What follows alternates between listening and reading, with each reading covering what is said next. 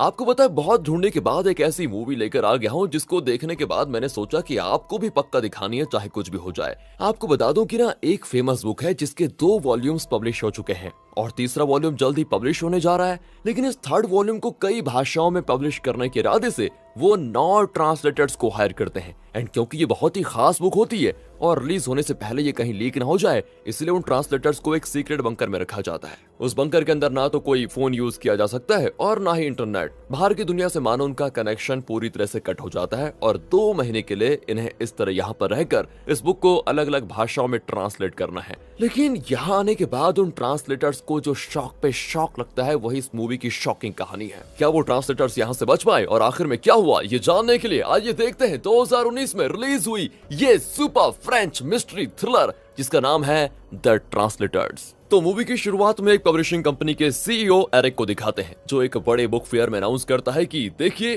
डीडलेस नाम के famous book का थर्ड वॉल्यूम हम जल्द ही कई भाषाओं में पब्लिश करने वाले हैं। एंड पहले 2 वॉल्यूम्स को आप लोगों ने जिन जोरों शोरों से खरीदा उसको देखकर हमें लगा कि जरूर हमें थर्ड वॉल्यूम बनाना चाहिए। एंड अगले 2 महीनों में ही हम थर्ड वॉल्यूम को आपके लिए पब्लिश करने वाले हैं। एंड दोस्तों, इस तरह इस बुक के पहले 2 वॉल्यूम्स को पढ़कर सभी थर्ड वॉल्यूम का बड़ी बेसब्री से इंतजार कर रहे होते हैं। एंड इस तरह की एक्साइटमेंट इतिहास में किसी और बुक को शायद ही मिली हो। इतना ही नहीं, डीडलेस बुक का ओरिजिनल ऑथर कौन है ये आज तक कोई नहीं जान पाया, इस कदर उसे सीक्रेट रखा गया है दोस्तों।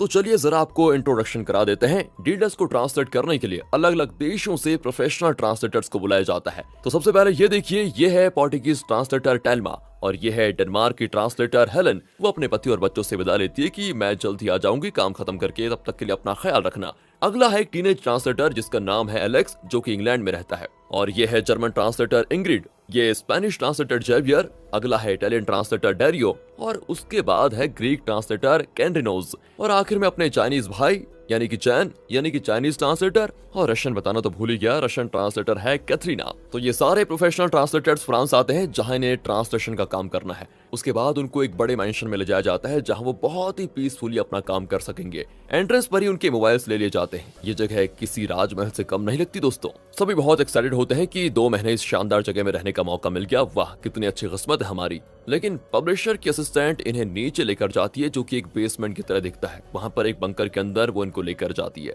इन ट्रांसलेटर्स को तो और भी एक्साइटमेंट होती है क्योंकि इससे पहले कि बाहर के लोग इस वॉल्यूम 3 को पढ़ें, इन्हें उस बुक को पढ़ने का मौका मिल रहा है। उसे पढ़कर वो अपनी भाषाओं में उसे ट्रांसलेट करेंगे। एंड पब्लिशर नहीं चाहता कि बुक का एक भी शब्द इंटरनेट या किसी और तरीके से लीक हो जाए, वरना पब्लिशिंग कंपनी का कोई फायदा नहीं होगा। एंड यहाँ तो इंटरनेट भी नहीं है, लेकिन उनको कहा जाता है कि आपकी जरूरत की सारी चीजें हम देंगे, जैसे कि अच्छा खाना, अच्छी रहने की जगह, गेम्स वगैरह सारी चीजें यहाँ पर अवेलेबल हैं। फिर दोस्तों वो उनको दूसरे कमरे में लेकर जाती है जहाँ गार्ड्स खड़े होते हैं और वो इन्हीं को देख रहे होते हैं। वहाँ पब्लिशर एरिक आता है और ट्रांसलेटर से कहता है कि हम रोज हर एक को 20 पेजेस देंगे जिन्हें उसी दिन के अंदर आपको ट्रांसलेट करना होगा। वैसे ट्रांसलेशन के लिए 1 महीना काफी होगा, लेकिन उसके बाद आपको ये चेक करना होगा कि आपका ट्रांसलेशन ठीक है या फिर उससे बेहतर किया जा सकता है। इसलिए आपको यहाँ पर 2 महीने रखा जाएगा और इस दौरान आपको ध्यान रखना है कि एक छोटी सी भी गलती ना हो जाए। अगर इस बुक का कोई भी पार्ट लीक हुआ तो बस समझिए आपका करियर खत्म हो जाएगा, ऊपर से जेल की सजा वो तो पक्की है। इस तरह की सख्त कंडीशंस बताकर एरिक उनको डरा भी देता है,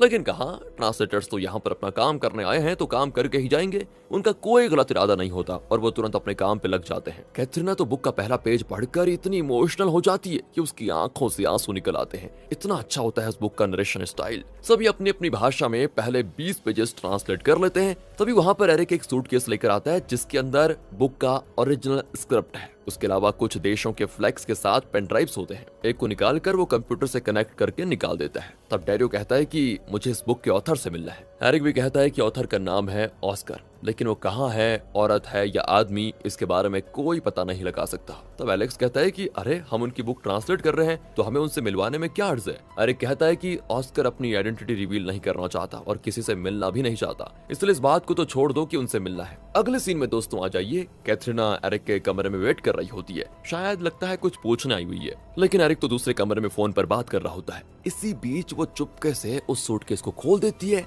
जिसमें होती है ओरिजिनल स्क्रिप्ट। इतने में वहां पर एरिक की आहट सुनकर वो सब कुछ वैसे बंद करके चुपचाप बैठ जाती है। हैरी कहता है कि तुमने आज बहुत बढ़िया तरीके से ट्रांसलेट किया है और तुम बहुत ही जल्दी काम भी करती हो। असल में दोस्तों वो कैथरीना को इम्प्रेस करना चाहता है कैथरीना भी इम्प्रेस होने की एक्टिंग करने लग जाती है। कट करके यहाँ से कुछ महीने पहले का फ्लैशबैक दिखाते हैं, जब एरिक सिटी से दूर एक पुराने बुक शॉप में जाता है। वहाँ वो एक बुजुर्ग से मिलता है जिसका नाम है जॉर्ज। एरिक कहता है आपने बुक्स लिखकर जो पैसे कमाए हैं उससे तो पूरी दुनिया को खरीदा जा सकता है। जॉर्ज भी हंसकर कहता है कि हाँ, अब डीडलस्ट का ये तीसरा वॉल्यूम भी लिख लूंगा तो फिर मैं लिखना बंद कर दूंगा। एंड इनकी बातों से तो ये लगता है कि डीडलस्ट का ओरिजिनल ऑथर जॉर्ज ही है। खैर आगे देखते हैं क्या होता है। अब आ जाइए प्रेजेंट में बंकर के अंदर देखते हैं, जहां पर ट्रांसलेटर्स अपना काम भी करते हैं और एंटरटेनमेंट भी बहुत ज्यादा हो जाता है उनके लिए। बहुत मजे करते हैं वो सभी, बहुत बढ़िया तरीके से ट्रांसलेट भी करते हैं और फ्री टाइम में पार्टी, ड्रिंक्स, गेम्स वगैरह बहुत मजा लूटते हैं। लेकिन तब शुरू होती है एक प्रॉब्लम। एरिक को आता है एक मैसेज जिसको देखकर उसके गुस्से का ठिकाना नहीं होता। वो तुरंत सारे ट्रांसलेटर्स को बुलाकर उन्हें बुरी तरह डांटता है।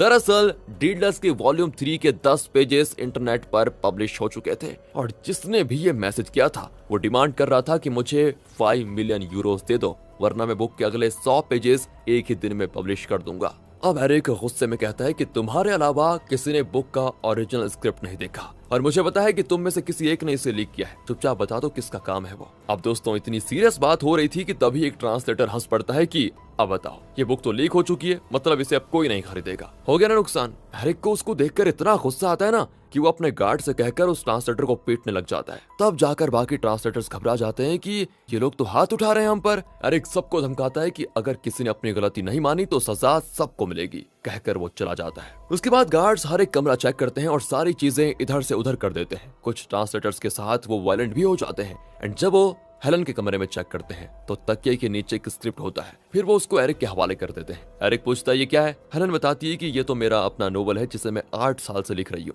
वो कहती है कि राइटिंग मेरा पैशन है, लेकिन शादी के बाद बच्चे होते रहे और मैं इस पर फोकस नहीं कर पाई। एक पल के लिए भी मैं आराम से लिख नहीं पाती थी, इसलिए मैंने सोचा कि यहाँ डीडलस्ट को ट्रांसलेट करके जब मुझे वक्त मिलेगा तो मैं चैन से इसको लिख पाऊंगी। लेकिन एरिक उसको पढ़कर कहता है ये तो बहुत ही लो क्वालिटी की राइटिंग है, इसमें वक्त बर्बाद करने के बजाय तुम्हें हमारी बुक पर ध्यान देना चाहिए, लेकिन हाँ तुम्हें सजा तो जरूर मिलेगी, कहकर वो उन सारे पेजेस को आग में डाल देता है। हेलन बर्दाश्त नहीं कर पाती कि उसकी 8 साल की मेहनत आग में जल गई। एंड अब अगले सीन में सारे ट्रांसलेटर्स डिस्कस करते हैं कि हम सभी प्रोफेशनल ट्रांसलेटर्स हैं, ऐसे में कौन पेजेस को लीक कर सकता है, कुछ समझ में नहीं आ रहा। चैन कहता है कि जरूर किसी ने अपना फोन यहाँ पर छुपा रखा होगा, उसी के जरिए ये लीक हुआ है। अब सब एक ट्रांसलेटर को देखने लग जाते हैं जिसके हाथ पर पट्टी बंधी हुई है। वो भी कहता है कि अरे मुझे ऐसा क्यों देख रहे हैं सब, यहाँ आने से पहले मेरा एक्सीडेंट हुआ था जिस वजह से मुझे पट्टी लगी है। पर दोस्तों कोई उस पर विश्वास नहीं करता और जबरदस्ती उसकी पट्टी खोलने लग जाते हैं। सोचते हैं कि कहीं इसके अंदर इसने मोबाइल तो नहीं छुपा के रखा हुआ है, लेकिन यार उसमें सच में चोट लगी होती है, कोई मोबाइल नहीं होता उसके पास। यहाँ पर एलेक्स परेशान हो जाता है क्योंकि गार्ड्स ने उसके कमरे का बुरा हाल करके रखा था। तब कैथरीना वहाँ पर आती है। वो कहती है मुझे तुम पर शक है, तुम पक्का कुछ गड़बड़ कर रहे हो, तुम असल में एक प्रोफेशनल ट्रांसलेटर हो ही नहीं,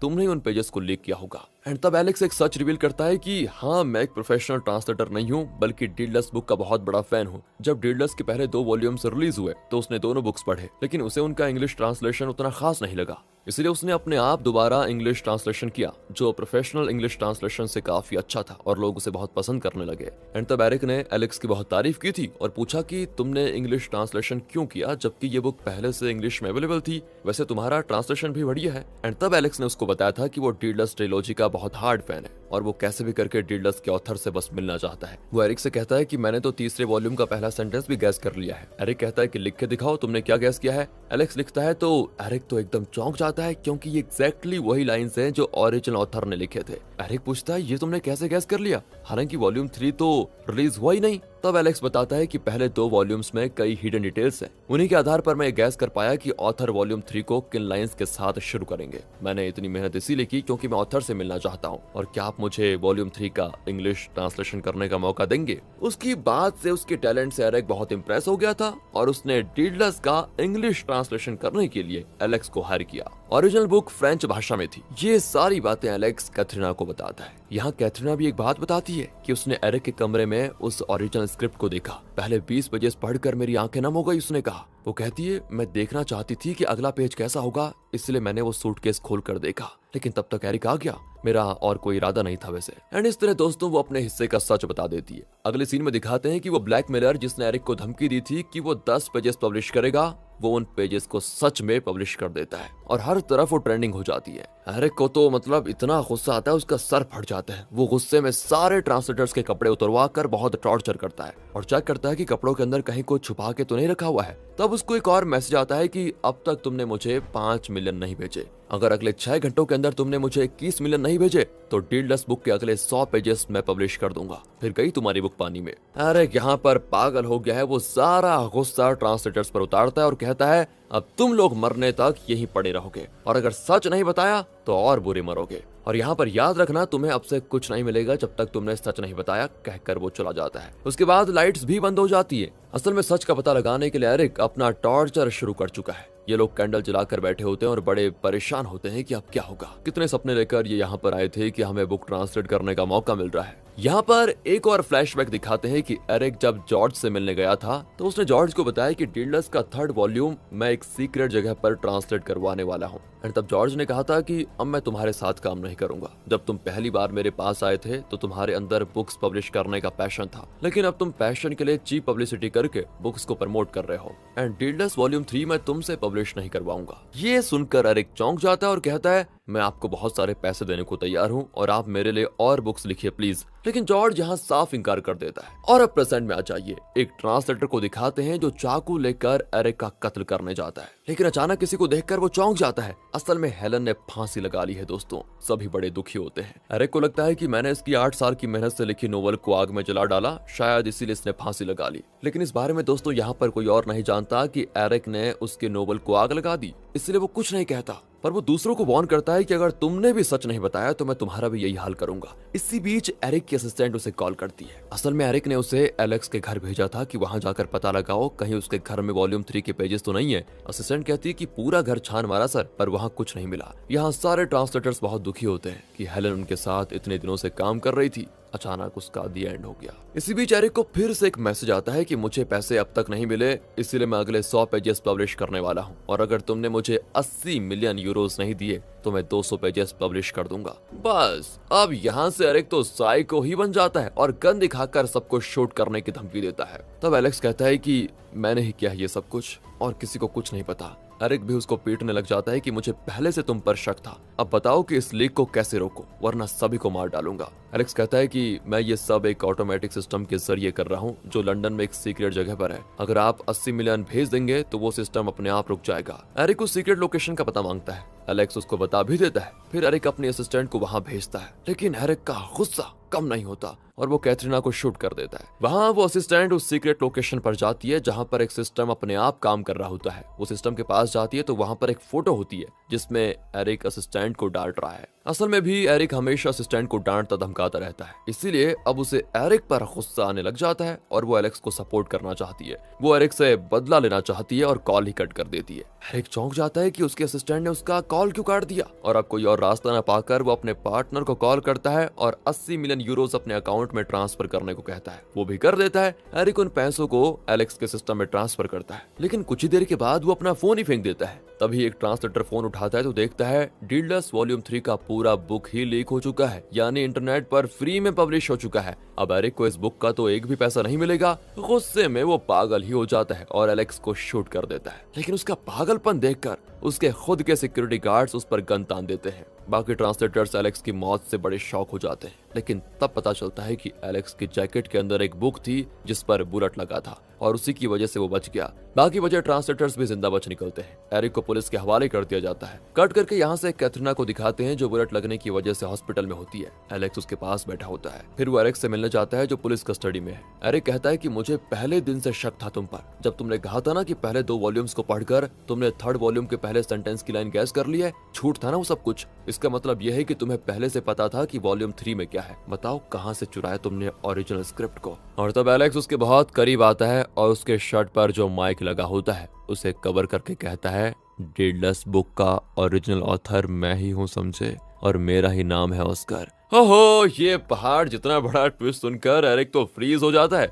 और फिर फ्लैशबैक में दिखाते हैं कि जब एलेक्स छोटा था तो वो जॉर्ज के बुक शॉप में अक्सर आता था। उसके पेरेंट्स का डाइवोर्स हो गया था और वो बहुत ही अकेला पड़ गया था, इसलिए वो अक्सर जॉर्ज से मिलने जाता था और वहाँ के बुक्स पढ़ता था। उसे बुक से धीरे धीरे प्यार होने लग गया। वो खुद एक बुक लिखना चाहता था। एंड जब वो थोड़ा बड़ा हुआ तो उसने डीडलस नाम की एक फैंटास्टिक बुक लिखनी शुरू की, जिसमें पोएट्री भी थी, पॉलिटिक्स भी था और बहुत अच्छी कहानी भी थी। उसे जॉर्ज ने पढ़ा तो वो बहुत ही खुश हुआ। उसने एलेक्स से कहा कि अगर ये पब्लिश होगा तो लोग इसको बहुत पसंद करेंगे, लेकिन एलेक्स डरता है कि अगर उसके नाम से पब्लिश हुआ तो न जाने लोग उसे एक्सेप्ट करेंगे भी या फिर नहीं। इसलिए उसने जॉर्ज से कहा था कि आप इसे पब्लिश करवाइए और किसी दूसरे नाम से पर। और जॉर्ज ने इस बुक के पहले 2 वॉल्यूम्स को पब्लिश करने का काम एरिक को दिया। लेकिन जब एलेक्स को पता चला कि बुक्स का सेल्स बढ़ाने के लिए एरिक पब्लिसिटी की चीप तरीके अपना रहा था तो वो गुस्सा हो गया। उसने जॉर्ज से कहा, आप प्लीज वॉल्यूम 3 एरिक को मत दीजिए, हम कोई और अच्छा पब्लिशर ढूंढ लेंगे। जॉर्ज ने कहा कि ठीक है, मैं एरिक को मना कर दूंगा, तुम एक काम करो, वॉल्यूम 3 लिखना शुरू करो। एलेक्स भी मान गया और इसी वजह से जब एरिक जॉर्ज से मिलने आया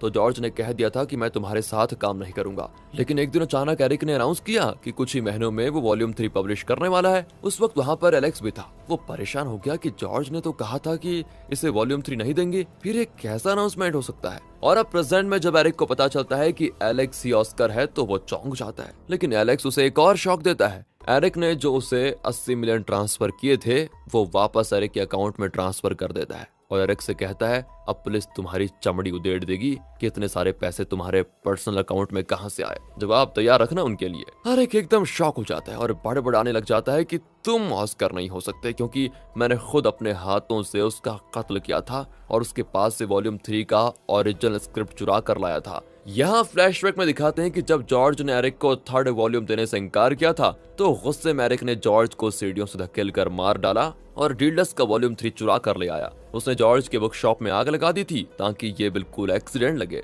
उसके बाद ही उसने बुक फेयर में अनाउंस किया था कि कुछ महीनों में वो डीडलस का वॉल्यूम 3 पब्लिश करेगा। इस तरह एरिक अपने मुंह से कबूल कर लेता है कि उसने चोरी की और जॉर्ज का कत्ल भी किया। बाहर से पुलिस भी इनकी बातें सुन रही होती है, लेकिन उन्हें एलेक्स की बात नहीं सुनाई देती, क्योंकि जब वो बात कर रहा था ना तो उसने माइक को कवर कर दिया था। पुलिस फिर एरिक को पकड़ कर लेकर जाती है क्योंकि उसके खिलाफ अब सॉलिड एविडेंस मिल चुका है। यहाँ तब एलेक्स को चैन आता है, इसलिए नहीं कि उसका बुक हिट हुआ, बल्कि इसलिए कि जिस जॉर्ज को वो अपना दादाजी मानता था, उनसे बहुत प्यार करता था, उनके कातिल से उसने बदला ले लिया है। और इसी के साथ दोस्तों ये मूवी यहाँ पर खत्म होती है। कैसी लगी आपको ये अलग मूवी, कमेंट करके बता दीजिए यार प्लीज। मिलते अगली वीडियो में, ध्यान रखेगा अपना and finally thanks for watching.